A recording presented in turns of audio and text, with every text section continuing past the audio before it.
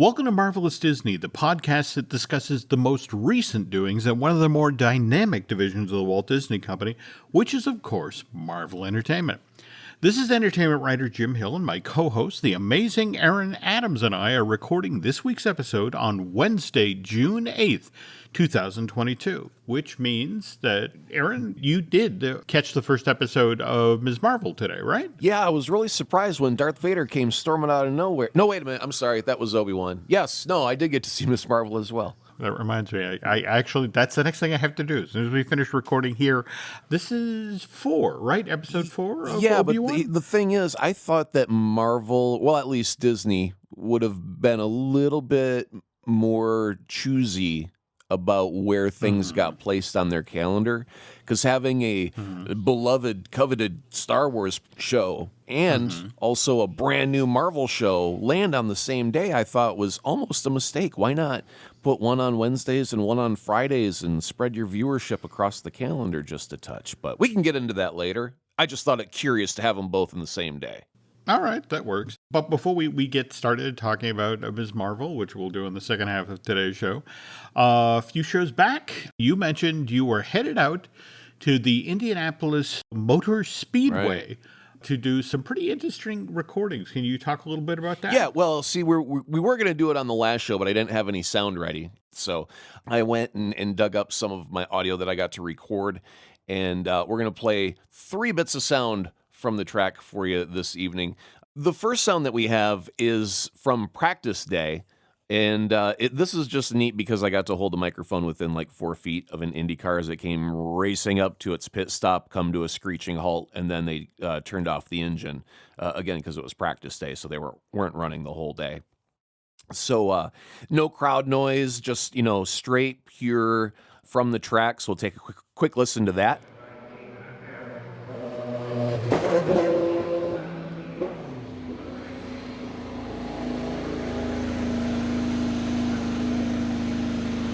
And I thought that was just so neat to be that close to an Indy car come screaming right up to you. Thank goodness for that little 2-foot wall to keep you safe.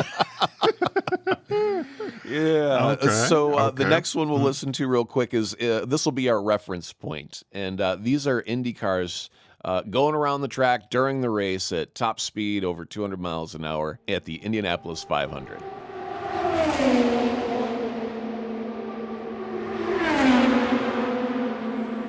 And now that you've heard that, yeah, I know, you feel the speed like that. I got a breeze going across my face just from the sound of those cars whipping by. And now so you can hear what I was really there to capture the whole time. This is going to be in 5.1. Well, here in the show, it's only in mono. But if you want to go over to like my Twitter page, which takes you to my SoundCloud, you can actually download the 5.1 surround sound version of this. And this is underneath the Indianapolis Motor Speedway, inside the tunnel, under the track, as race cars go zoom, zoom, zoom, zoom, over your head. And sometimes it's not necessarily the initial zoom that we get excited by. It's the tail at the end,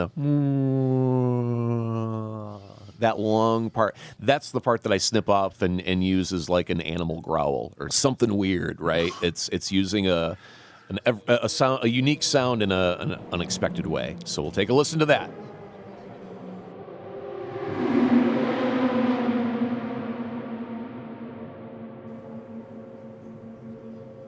And yeah, you hear how that tail just stretches out, and it could be anything if you let your imagination run wild with it. That's definitely Ben Burtt country. Yeah, it's not your normal sound. I mean, you recognize it when you compare it to the Indy cars we listened to before, but a little bit different. And that long tail on the end as they fade away, how it echoes through that tunnel. It could be a monster in a cave. It could be any number of things if you let your imagination run wild. But on Twitter, if you follow those to my SoundCloud page, you'll find the 5.1 surround sound mix of that last one. And the other 2 are in mid-side. And I'm going to give you a quick audio junkie version of what mid-side is. It's just a very specific recording technique using 2 different microphones and how they're placed. And then using some fancy math in post-production to either make it mono, sit there right in the dead center of your mix, or make it incredibly super wide stereo. And I'm talking like super, super wide stereo. it's some fancy algebra, but a mid-side decoder is basically one knob. You put your audio in, and you turn the knob either mono or super wide. And you can go from being there in the moment with super wide, that's super lifelike, to narrowing it down to a mono mix, which is technical reasons why you'd want to do that. But it's just a really neat recording technique that shows how math can manipulate audio in a very fancy way by doing a plus and a minus. And so it's super cool. If you want to experiment, go download the audio, and now you have something to play with mid-side recording and 5.1 surround sound. Oh, cool. Thank you so much for sharing. Sorry those. it took 2 weeks to get to it, but well, It's okay. It's okay. We've all been busy, especially the folks at Marvel Studio, and in fact, lots of Marvel-related news this week. And speaking of news, as always, the news portion of Marvelous Disney is brought to you by Storybook Destinations, trusted travel partner of the Jim Hill Media Podcast Network. For a worry-free travel experience, please book online at storybookdestinations.com. Okay, Aaron and I are big Sam Raimi fans, and so I have a happy bit of news to share here. Just this past week, Doctor Strange in the Multiverse of Madness has surpassed Spider-Man 3 as Sam Raimi's highest-grossing film to date. As of June 7th, Multiverse of Madness has made $391 million at the domestic box office, expected to blow past $400 million sometime in the coming week.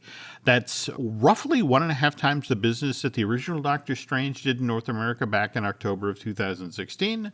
Worldwide, the first Doctor Strange did $167 million. Multiverse of Madness now is sitting at $912 million worldwide, so roughly a third better than the first Doctor Strange movie did at the worldwide box office. Now, mind you, this is just 33 days into the release of this Sam Raimi movie, and sadly, though, we have to admit that Multiverse's big ticket sale days are behind it. I mean, we had Top Gun Maverick dropped like 10 days ago, and we have Jurassic World Dominion opening in theaters the day this show goes live. So now we have to look forward to the digital version of Multiverse of Madness becoming available on June 22nd, and then the Blu-ray July 26th. And chatting with folks at Marvel Studios, they've resigned themselves to, they really thought when they were making this thing, they'd have $1 billion earner, but in order for that to happen, this movie had to open in China. You remember back on May 4th, a decision got handed down from the Chinese Office of Propaganda that they weren't going to show this film in country, and that seems largely to be on the brief scene of the two moms. I mean, Marvel's not happy about it, but they are realistic. On the other hand, can we talk about what just happened with Sony and them putting Morbius back into theaters? 1,037 theaters, to be exact. What did they make, about $7.50 per theater? I mean, $7.50 per theater off of that, from what the numbers were? You're not that far off. This past weekend, they only made $300,000.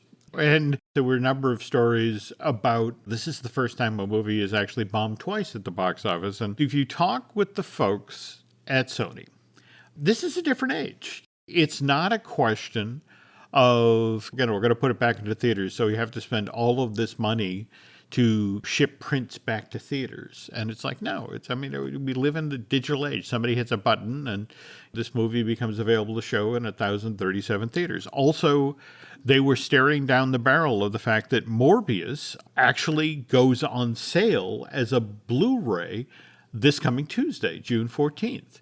So it's like, this was our one shot to do it. And we were looking at all the memes and, people talking about... Oh, God, they actually thought that people cared about the movie with all those stupid jokes? See, that's what you get, people. You play stupid games, you win stupid prizes. That's your stupid prize. Morbius came back in the theaters. So help me God, if you make a sequel happen, you'll have consequences more than a second Morbius movie, my friends. I'll knock on every one of your doors. Like, shame on you. I'll publicly shame you. Shame. There was some calculus to this consideration. It's like, well, we have this one window of time that we can put it back into theaters and maybe we'll make some more money. And it's like, oh, we did not. Whoever did that calculus failed their algebra classes. probably sitting in the back of the class with me. Speaking of ticket sales, Thor, Love and Thunder, the tickets for that Taika Waititi film go on sale this Monday, June 13th. And the way they announced that, they put a brand new ad out, and we got a lot more of Drax and Rocket and Nebula. And the first trailer for Thor, Love and Thunder debuted on May 23rd during the NBA Eastern Conference Finals. And earlier today, the OneRing.net reported that Disney had planned to release the first trailer for Black Panther Wakanda Forever on the day this show goes live, Friday, June 10th. This would have been during Game 4 of the 2002 NBA Finals. The president of Disney marketing, Asad Ayaz, actually jumped online to say, look, this info is inaccurate. As of right now, there is no time frame for when the trailer of Wakanda Forever is going to be released, whether online or in theaters. So the folks at One Ring had evidently heard it from somebody at ABC, because they're carrying the finals. It seems like it is the most closely guarded secret right now at Marvel. Like, I almost feel that John Krasinski as Mr. Fantastic was the red herring to make everyone go, look left, while we're still trying not to acknowledge anything about Black Panther Wakanda Forever until we get as close to the release date as humanly possible. In my conversations with folks, they're suggesting that one strategy that's being considered is, if we really, really, really want a crazy opening weekend for Thor, wouldn't it make sense to, say, only make it available in theaters Friday, Saturday, Sunday, and then Monday, Tuesday, drop the trailer online? Well, I don't know. I think you're damned if you do, damned if you don't, because your first problem is a very fundamental problem. You've got a movie titled Black Panther without the character Black Panther. And as far as everything that Disney said, they're not going to digitally try and recreate T'Challa. They are not going to recast him. So that means that the character's just not in the movie. So if the character is truly, really not in the movie, how the hell are you going to cut a trailer for a movie named after a character who never shows up? It's like James Bond 7, only James Bond never shows up. How do you cut that trailer and have it look good to anyone? That's a challenge. That's a needle to thread on the wings of an angel. That's infinitely tiny needle to thread. I had not thought of it from that point of view. Let me make a few more phone calls and see what I can find out. I'm not trying to be, pessimistic about what the movie is or isn't going to be. I'm just saying that the challenge that they have to face is they have to know that they're going to get slapped as soon as the trailer drops, because it can't please everybody, right? But I think this is a case where you're not going to please anybody. And we all know the circumstances that you're under, but it's like, how do you make that not your primary issue? Your story's got to be so awesome that you forget that Black Panther was even supposed to be in the movie. And I don't think the story's going to be that good. I'm not doubting it, but, that's impossibly high Olympus-type mountains to climb. But again, each of these films has their own challenges. To double back to Guardians, we are more than 11 months and change now from when Guardians Volume 3 drops in theaters on May 5th, 2023. And James Gunn, who is a black belt when it comes to social media, has once again managed to move Volume 3 front of mind by revealing that Maria Bakalova, who folks might remember from Borat's subsequent movie film. She was the young lady who played Borat's daughter and actually got an Oscar nomination for that performance. She is in Volume 3, and they just revealed that this past week, and Gunn says that she's incredible in the part that she has in the film. And what part? Oh, we're not talking about that yet. So you wonder what his calendar has to look like on just the way that they're rolling out information. And the reason I'm saying this is because, look, the film's been wrapped, right? They're done filming it. Okay, well, it's not like this is a new development for James Gunn, like, oh, by the way, we just cast this girl and we're filming her tomorrow. She's been in the can for a while. She's wrapped her filming maybe a month ago. So this is not new news to him. It's just new news to us, which means it's specifically played out on a specific date to keep the hype machine moving forward just a little bit, right? And it's like, we got 11 months to wait. But Let's just talk about, an actress who you saw in Borat is in the movie, and everyone's like, what? Really? That girl? And then you talk about it for a couple weeks, and then a couple weeks from now, James Gunn is going to go, oh, and by the way, so-and-so has been added to the cast. And it's like, well, obviously they wrapped several months ago, but now we have a new tidbit to talk about for a couple weeks. So the way that they are doling out morsels, you're right, black belt in the social medias. Because, I mean, there are some directors who don't say jack until the thing is released, and even then they won't say anything sometimes. It is definitely a different age, at least when it comes to the hype machine. And sometimes you can't control the story. I mean, for example, this past weekend, the Disney parks found themselves dealing with an issue where all the folks who had gotten into the park who, were going to Epcot deliberately to ride Cosmic Rewind were posting images of the fact that, like, hey, they're not letting us go through the queue. They're backdooring us. We're going in the exit. And then evidently it was because its very elaborate storytelling queue was having operational issues. And given that this is Disney also dealing with the fact that, there's still a lot of people talking about how you step off of Cosmic Rewind and there's the cast member going, do you want the barf bag? Do you not want the barf bag? This is not how you want to start your summer with your brand new, very expensive, 3-minute long storytelling coaster. I don't know. I think it'd be rather funny if they had the collector there to collect your vomit bags as you left. Like, well, one from everyone. I collect them all. Thank you. Put these on display in my little cubes of glass. I don't even want to think about that. What I do want to think about, though, is the Groot animated series. By the way, we finally have a debut date for that, August 10th of this year. A brand new series of shorts that will supposedly cover baby Groot's glory days growing up and getting in trouble among the stars. Groot has been a favorite among the MCU fans since the very first Guardians film was released at theaters back in July of 2014. This is when Kevin Feige was reportedly seriously considering walking away from Marvel Studios due to constant interference from Ike Perlmutter, the chairman and now former CEO of Marvel Entertainment. And supposedly the folks at Warner's heard about this and began back-channel conversations to the effect of, hi, would you like to come over to our studio and run the DC Comics movie division? You can read about this in Bob Iger's memoir, A Ride of a Lifetime. In May of 2015, Bob made Ike Perlmutter really, really mad by splitting off Marvel Studios from Marvel Entertainment, which meant that Ike was no longer the one who could call the shots. Feige then had a free hand and didn't have to worry about phone calls from Ike about there's too much food on the craft services table, or I don't want to pay Robert Downey Jr. the money he's asking to appear in Captain America Civil War. Can you work around that? Or for that matter, what you just discussed, Black Panther. Ike didn't want to make Black Panther. Ike didn't want to make Captain Marvel. They didn't fit his vision for what Marvel Studios should be doing. Oh, man, that is so horrible to hear that. I mean, it's like, well, of course you don't need any black representation. Of course you don't need any strong, empowered females. Who wants that nonsense? We need strong, white... And then he starts rattling off, and I don't want to say Hitler, but there's a poster child involved, and they have blue eyes, and they have blonde hair, and they salute really, really well. And no, we don't need that, don't want that, want to stay far away from that. Good thing he's not leading the way right now. On the other hand, right now, Kevin Feige is a very, very happy guy.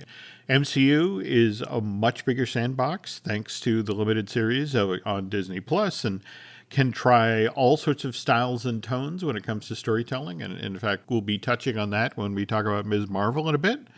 But supposedly, and this comes from Justin Kroll over at Deadline, the thing that most concerns Kevin Feige these days is who's going to direct the Fantastic Four reboot. And smart money evidently is still on John Krasinski. But that said, there's a very large list of potential candidates. Look, at this point, we at least know who's not directing it, and that's Sean Levy, who is directing Deadpool 3. Did you see the interview earlier this week with Rhett Reese and Paul Wernick, the gentleman who helped write the first two Deadpool movies, who have just come back to work on Deadpool 3? No, what do they got going on? They were putting out word to the effect of, hey, Disney really isn't giving us guff about writing a Deadpool movie. The sort of raunchy, out there humor that you saw in the first two, they're letting us do. In fact, early on, we had heard that Wendy Molyneux and Leslie Milner-Logan, two writers for Bob's Burgers, had been brought in to do the first pass of the script. And evidently, Rhett and Paul were brought in to do a rewrite. And they actually got asked, well, does this mean you're abandoning the story that Wendy and Lizzie worked on? And it's like, and Reese said, we have an answer, but we're really not supposed to divulge any plot elements at this time. So all they can say is, look, Deadpool is going to be Deadpool, and Disney's okay with that. I don't know, if they say Disney's not pushing back on their script, I say they're not writing a good enough script. That's all that means. You haven't pushed the envelope far enough, boys. You need to take that all the way to the post office. Take that envelope all the way downtown. Further part of this interview, they talk about the fact that, look, we're writing it. And at some point in the future, I'm sure there will be a line that we will cross that Disney will go, no. Find that line. Make it your goal to find that line. You just start throwing out the expletives. Okay, so Deadpool and stuff like that. You know, I'm sure that'll get their blood going. Figure it out. Well, we'll figure it out. So the not allowed to divulge details again. Your classic non-answer answer. And speaking of which, Haley Atwell sort of said the exact same thing at AwesomeCon this past weekend. She was asked about her Captain Britain character, which, of course, we saw in the Marvel What If animated series and then Multiverse of Madness. And people are like, are we going to see her again? And Ms. Atwell had to be vague. She said, well, look, I haven't got any news for you, but I share your enthusiasm.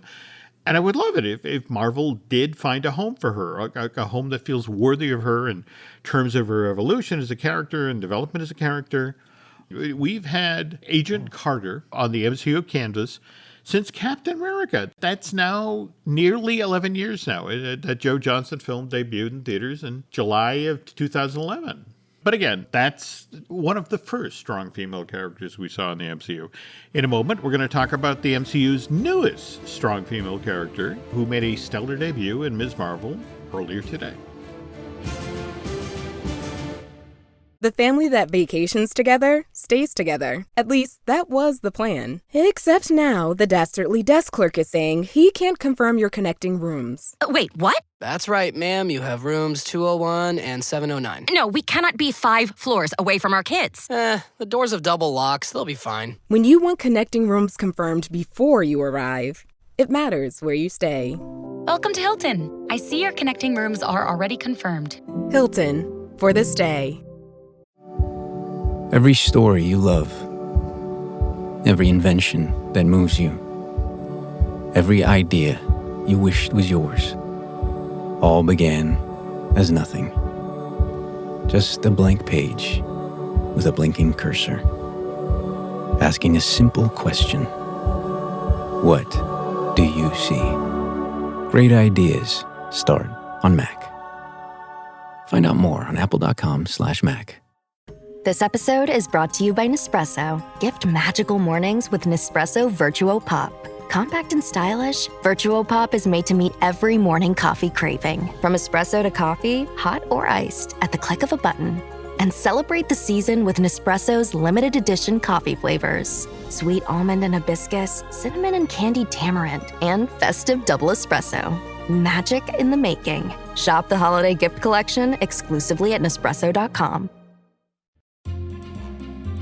So let us talk about Generation Y, the first episode of Ms. Marvel. What did we think, Aaron? I am glad that they are giving me time to know the character in a rather intimate home life sort of way before we jump into the superhero thing. And the reason is that I am not Islamic. It's new to me.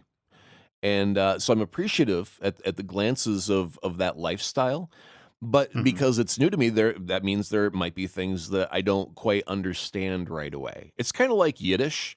If you're around Yiddish long enough, you start to pick things up and go, I get what you're going for. I don't know exactly what you mean, but you think I'm a putz, is what you're trying to say. And so I need to have some time to understand the characters and how their lives work, how they're different from mine.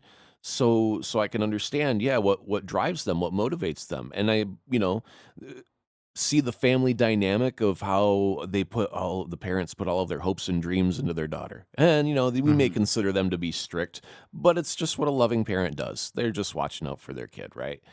So it's not necessarily new. It's familiar in that way, but it's got that Islamic overlay of, like to say the prayer before you start the car, just say that one little word. I don't know what that word means. I don't know if it's God bless you or I'm sure it has some specific meaning, but I don't know what the meaning is. And so those are the things where it's like they're tipping me off to things I was not aware of before. And if they would have just went in and go, here's a girl with superpowers, and then left me to try and understand Yiddish without any help, I would be lost. And I wouldn't be able to connect with the character. So, I think that the first episode has given me a really good chance to just connect with her on a human level, and because I'm not familiar with her as a person, as a superhero, as a character, and so yeah, I think that time is warranted because there's not a lot of Islam heroes that get the spotlight. So this is going to be new for a lot of people, and then for the people who are Islamic and have that as their cultural background, this will be like slipping into a nice warm bath. It's so comfortable and warm and pure in its sincerity that I think it will be a welcome delight for those that are comfortable with it and those that are new to it. I think you've nailed the thing about she's a Pakistani-American Muslim teenager, but she's also a girl growing up in Jersey City. And so between the scenes of her, awkward in the high school, coupled with that whole thing of the scene with the guidance counselor where he starts saying the lyrics of Mulan's Reflection back to her, Right. and her catching him doing it. That coupled with when she's talking, the drawings from her notebooks that spill all over the buildings as, Right. She and her best friend Bruno are riding their bikes home. There's so many smart choices. I mean, you get the authentic feel of the home life. And in fact, I want to circle back on the episode just for the 4 and 5 minutes of animation at the front where she was talking. In fact, she puts together a podcast much more quickly than I do. Her Winged Sloth Productions, she was hammering that thing right out the door. But the lovely recap for those who weren't familiar with what happened at the end of Endgame with Captain Marvel, or that she's been off planet for quite some time.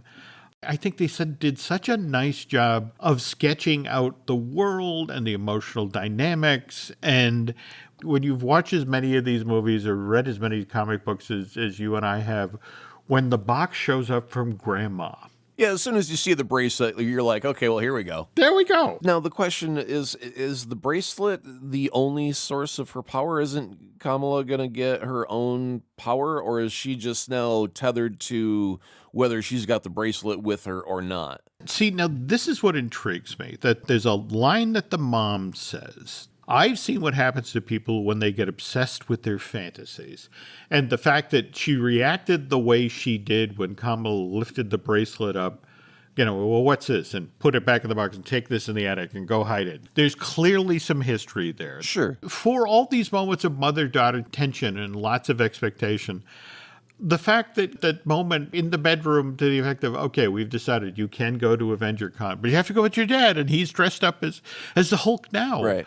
And they're trying. They are legitimately trying to understand their different daughter. Yeah, but I mean, when she's talking about dressing all, like a hoochie mama or something, as Captain Marvel is like head to toe in leather. I mean, there's nothing provocative about it. There's no skin showing. I mean, you put gloves on and the only skin showing is from the neck up. And she even had a helmet. So really, the only skin showing was her nose and her lips and her chin. I'm like, that's pretty uptight, though. I mean, I felt for the girl there. It's just like, if she thinks that is, risque dressing, well, oh my goodness.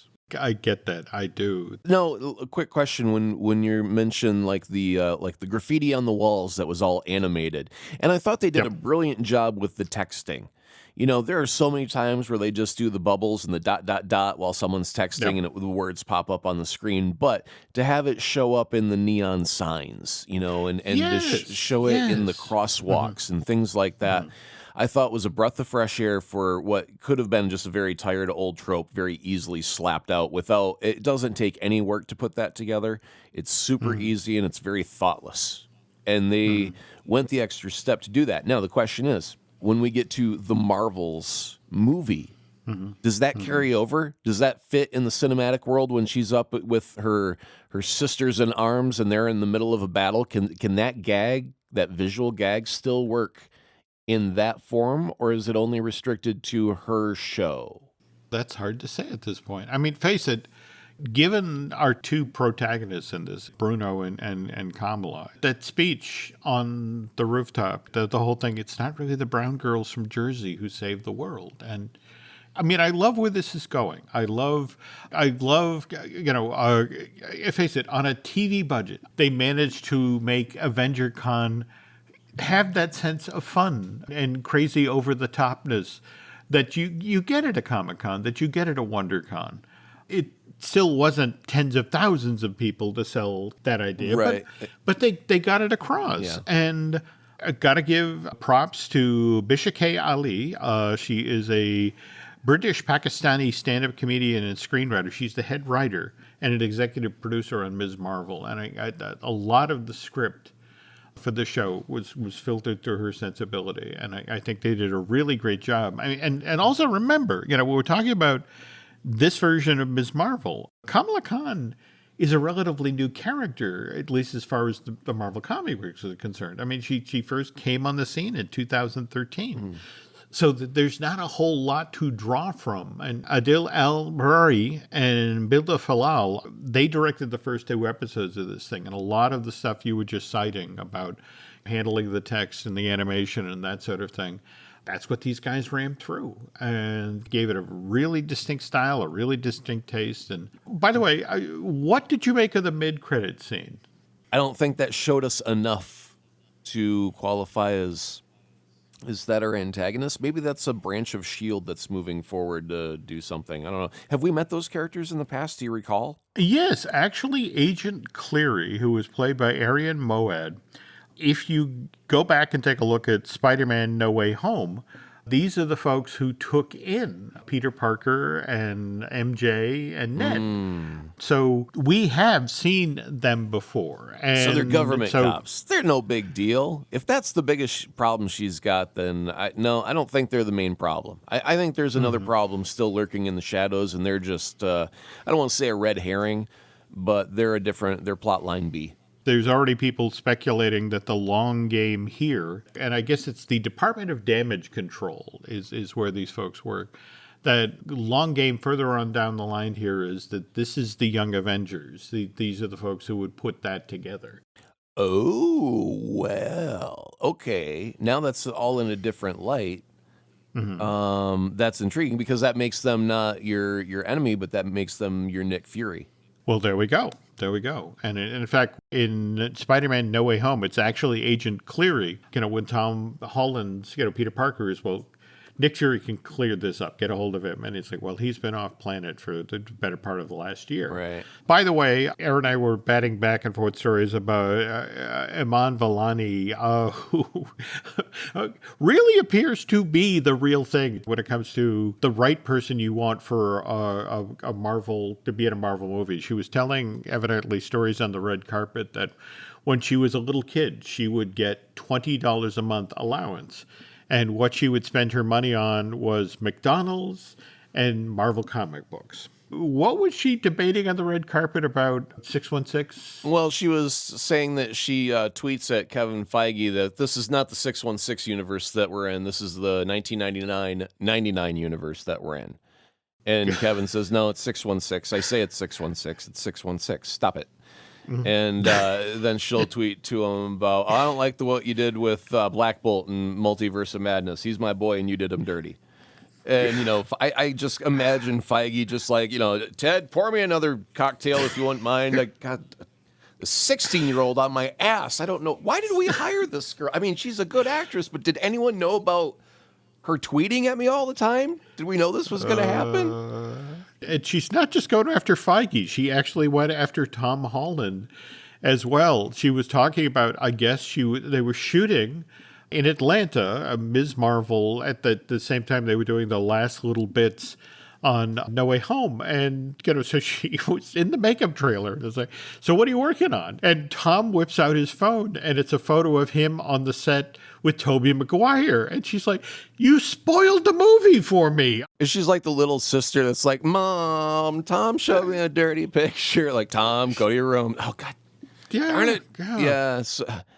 You know, I think Feige's going to start doing a heavier check on people, you know, the youngsters before he hires them. Let me see your phone there. Show me your Twitter account. What you got going on there? Yeah, scroll. Okay. You're feisty, ain't you? You know, I got the perfect group for you to meet, and we call them the Marvel PR team. Guest starring Iman Vellani. Only on CBS. There we go. And they'll teach you the rules of what to say on the red carpet and what you can't say. Yeah. Good luck with that. So, really enjoyed Generation Y, first episode of Ms. Marvel. Very much looking forward to where the next 5 episodes take us. And as you mentioned, Aaron, it's going to be interesting to see how Iman fits in with the Marvels, and that's next February, right? Yeah, then they got plenty of time to get their ducks in a row on that. Everything will be fine. You know, even if you were to, you know, watch the series now over the course of several weeks, and then, you know, fans, because we're vocal, if fans were to start being overly vocal and start criticizing valid complaints, not racist complaints, but valid, you know, real critiques that are, you know, have some merit to them, then Marvel might do some course correcting in the character. And the only thing I can think of that might tee off fans is the way that they've altered the powers of the character. Yeah. And I'm almost thinking at some point we're going to lose the bracelet and give the power directly to the person, because I hate the idea of the greatest American hero is fine, you know, but it's the power is the suit, not the person. It's like, no, give the power to the girl, not the bracelet. That's the way I want to see that play out, is have her have all the power. Just want to point out there was a recent film called Shang-Chi and the Ten Rings, you know, that kind of involved a thing that gave power. But, you know, I get what you're saying. Well, I mean, also, why be derivative of a thing you've already done? Why have 2 characters that rely on a fancy glowing bracelet to make them powerful and all that, you know? And especially if we're talking about trying to empower young women, then empower the damn young women. Give them the power. I get that, but having just done the whole Thanos thing with the gauntlet and the jewels, and you know, I mean, there is kind of a trope here. Oh, by the way, there is. I need to issue a quick correction here. The Marvels and Ant-Man and the Wasp: Quantumania actually swapped release dates. The Marvels is no longer coming out in February of 2023. It's coming out in July of 2023, where Ant-Man has gone into the old Marvels release date in February of next year. Before we wrap up, did you happen to mention Jared Leto trolling everybody with the video? No, we did not. In fact, that was kind of the cherry on the sundae of the whole Morbius situation this past week. Yeah. But please describe to folks the video that's out there. Yeah, well, you got to give proper troll credit for this one, because it's a shot of Jared as he's reading through a magnificent script. And I didn't even listen to it. I don't know if there was audio or not. I just watched the video and shook my head and turned it off. But anyway, the person goes to Jared and what are you looking at? And he's kind of like waving them off. No, I can't show you because top secret film stuff, etc.